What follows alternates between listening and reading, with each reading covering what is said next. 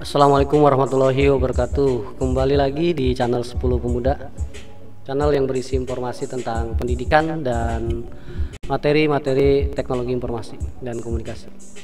Kali ini kita akan belajar bersama. Kita bahas bagaimana cara membuat soal pilihan ganda dengan baik. Kaidah membuat soal pilihan ganda dengan baik dan benar. Kita simak videonya. Semoga bermanfaat. Ini saya sudah dapat bahan tentang kaidah penulisan soal pilihan ganda. Ini pengertian dari soal pilihan ganda, tidak perlu saya bacakan ya. Contoh soalnya, keunggulan dan keterbatasan soal pilihan ganda juga saya lewat. Nanti akan saya bahas tentang kaidah dan cara penulisan sebuah soal. Ada 16 kaidah yang terdiri dari kaidah secara materi 3, konstruksi 9, dan cara bahasa 4. Ini kaidah dalam penulisan soal. Lebih jelasnya nanti akan saya bahas satu persatu dan contoh-contoh soalnya seperti apa. Ini yang pertama, kedua, ketiga, keempat, dan seterusnya. Untuk mempercepat, kita langsung action saja ke bentuk-bentuk soalnya. Ini yang pertama, contoh. Kaidah yang pertama bahwa suatu soal sesuai dengan indikator soal dalam kisi-kisi. Jadi kita buatkan indikator dulu, nanti di indikator itu harus sesuai dengan soal. Saya contohkan di sini ada indikator soalnya. Disajikan sebuah gambar lingkaran yang di dalamnya terdapat sebuah persegi dan titik sudut berada di keliling lingkaran. Ini contoh soal yang kurang baik ya. Peserta didik dapat menentukan cara di sini, cara menghitung luas lingkaran. Ini soalnya seperti ini, soal yang kurang bagus. Diperhatikan gambar berikut. Ini sudah ada sesuai, tapi di sini kurang bagusnya, kurang pasnya ada di optionnya. A, B, C, D ini hanya berisi hasil, sementara di indikator ini peserta didik dapat menentukan cara, ya lebih ada cara menghitung. Kunci jawabannya di sini A, tetapi di sini tidak diberitahu caranya. Nah, kita bandingkan dengan soal yang baik. Ini soal yang baik seperti ini. Sesuai dengan indikatornya, di sini ada cara menghitung luas. Maka di sini optionnya kunci jawaban A setengah panjang AC di pangkat 2 lalu dibagi bilangan. Jadi caranya yang dituliskan sebagai option karena indikatornya di sini cara, itu contoh ya. Terus kaidah yang kedua bahwa jawaban harus homogen dan logis. Homogen dan logis. Homogen dan logis maksudnya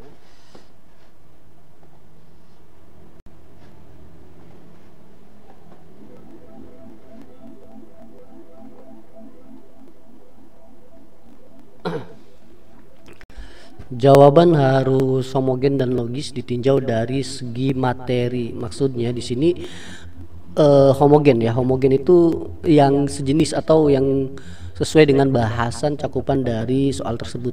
Ini contoh pertanyaan. Struktur bumi pada lapisan X adalah, ini gambarnya, di sini ada optionnya.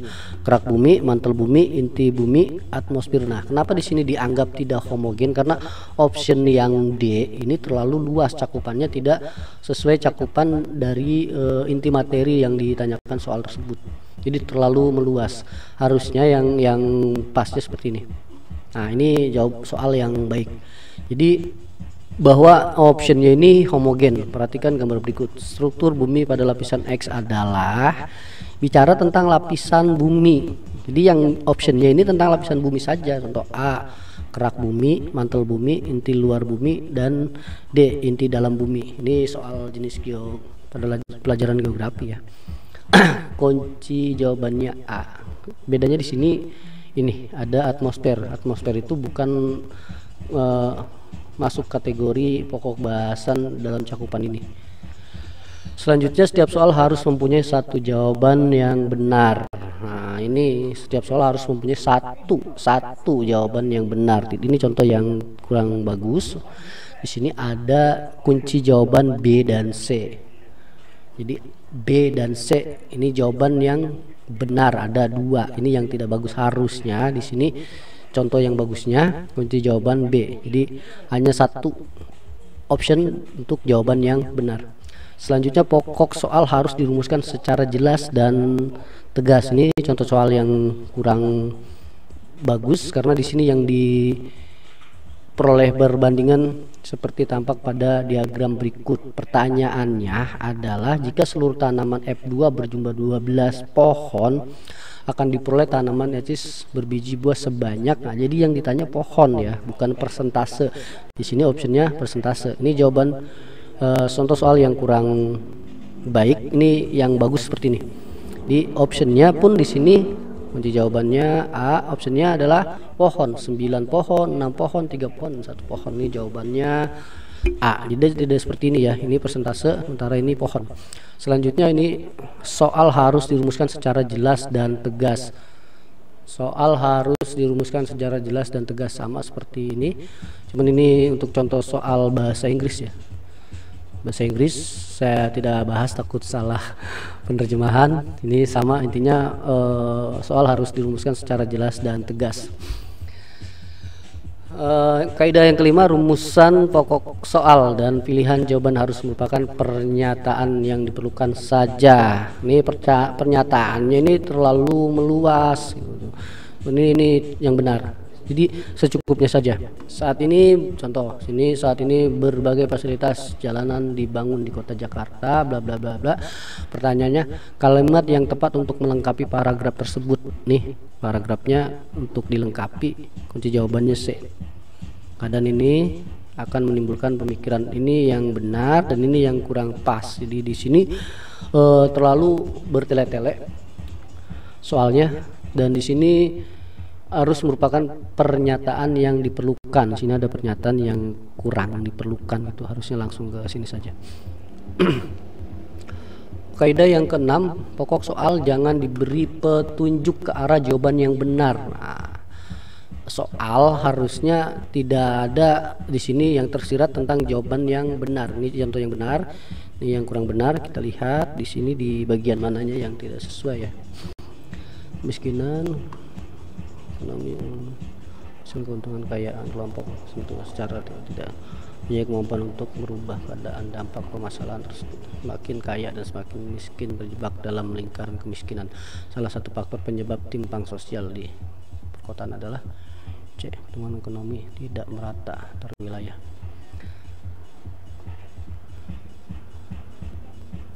Ya, jadi lebih ke narasinya, jangan mengarahkan ke satu option atau jawaban tertentu ya. Selanjutnya kaidah yang ke-7, pokok soal jangan mengandung pernyataan yang bersifat negatif ganda. Negatif ganda itu ini soal-soal zaman dulu tuh biasa kayak gini ya. Berikut ini bukan merupakan sifat dari larutan asam kecuali. Nah, ini kan asumsi dari bersifat negatif ganda. Harusnya seperti ini. Berikut ini yang merupakan sifat dari larutan asam. Langsung saja ditanyakan sifat dari larutan asam, tidak dengan bentuk soal yang pengecualian seperti ini. Selanjutnya, panjang rumusan pilihan jawaban harus relatif sama. Ini contohnya, rumusan pilihan jawaban harus relatif sama. Ini yang benar, yang seperti ini. Masih banyak lagi kaidah-kaidah contoh penulisan soal. Saya bacakan saja langsung. Yang ke-9, pilihan jawaban jangan mengandung pernyataan. Semua pilihan jawaban di atas salah atau semua pilihan jawaban di atas benar. Nah, ini contoh soal yang kurang baik. Di sini ada kunci jawabannya D. Semua jawaban di atas benar. Ini contoh yang baik seperti ini. Hanya satu saja, kunci jawabannya B. Menyeleksi tenaga kerja yang dikirim luar negeri. Sementara di sini ada ini. Ini jangan ada model seperti ini ya. Semua jawaban di atas benar, semua jawaban di atas salah. Ini option yang tidak tepat dalam pembuatan soal. Selanjutnya, pilihan jawaban yang berbentuk angka atau waktu harus disusun berdasarkan besar kecilnya nilai angka tersebut atau kronologisnya. Ini contoh hasil dari 4 pangkat 3 adalah proklamasi kemerdekaan RI. Ini harusnya angka-angka ini disusun dari besar kecil atau dari kecil ke besar atau dari kronologisnya ya. Ini yang salah karena di sini diacak nih penempatan angkanya, tidak berurutan. Ini yang benarnya harus seperti ini. Ini berurutan dari kecil 7, 12, 6, 64, 81. Ini juga proklamasi. Ini 10, 8, 5, 4. Ini dari besar ke kecil, ini dari kecil ke besar. Kalau ini tidak berurutan ya. Selanjutnya, gambar atau grafik, tabel, diagram dan sejenisnya yang terdapat pada soal harus jelas dan berfungsi. Harus jelas dan berfungsi. Ini contoh soal yang tidak bagus. Karakteristik lapisan atmosfer adalah ini antara gambar dengan soal dan option ini tidak ada fungsi atau tidak ada korelasi yang jelas. Ini karakteristik lapisan 1 seperti gambar. Nah, ini kan karakteristik lapisan atmosfer adalah, sementara ini pertanyaannya karakteristik lapisan 1 seperti pada gambar adalah, jadi disebutkan di sini lapisan 1. Baru jawabannya A. Terjadi penurunan suhu. Ini sama opsinya, cuman dia harusnya tuliskan lapisan 1 karena gambarnya di sini 1. Lanjut pada kaidah nomor 12, butir soal tidak boleh tergantung pada jawaban soal sebelumnya.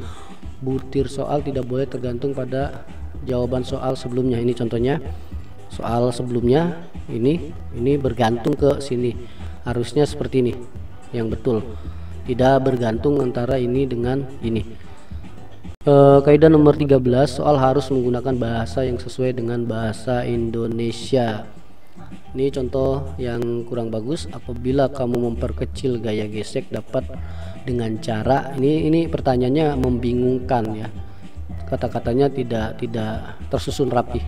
Ini harusnya gini, upaya untuk memperkecil gaya gesek dapat dilakukan dengan cara, ini beda ya. Oke, selanjutnya kaidah nomor 14, jangan menggunakan bahasa yang berlaku setempat jika soal akan digunakan untuk daerah lain atau nasional. Contohnya, kegiatan nyambat sering dilakukan oleh masyarakat Indonesia. Kegiatan tersebut merupakan cerminan dari nilai Pancasila. Ini bahasa baku dari daerah ya, bahasa daerah nih nyambat. Kalau tidak salah bahasa daerah Betawi ya. Ini harusnya dengan bahasa Indonesia yang baik nih. Kegiatan gotong royong ini lebih bahasa Indonesia yang umum. Selanjutnya soal harus menggunakan bahasa yang komunikatif. Ini contohnya yang tidak bagus, ini contohnya yang bagus. Sini ada perbedaan dalam penerapan bahasa yang komunikatif. Ini kurang komunikatif, yang ini komunikatif. Kaidah ke-16, setiap pilihan jawaban jangan mengulang kata atau frase yang bukan merupakan satu kesatuan pengertian. Perhatikan gambar berikut. Jika saklar S pada rangkaian gambar tersebut ditutup, yang terjadi adalah lampu tetap menyala pada L1 dan L2. Ini yang tidak bagus, kita lihat yang bagusnya. Oh, harusnya tidak perlu mengulang kata-kata ini ya, lampu tetap menyala pada, harusnya langsung. Jika saklar S1 pada rangkaian ditutup, lampu yang tetap menyala adalah langsung ke ini ya, L1 dan L2. Ini kan berulang. Ya, ini yang baiknya. Hal-hal penting yang perlu diperhatikan dalam penulisan soal. Contoh ini ya. Suatu hari Ihsan, nih yang baik, ini yang tidak baik.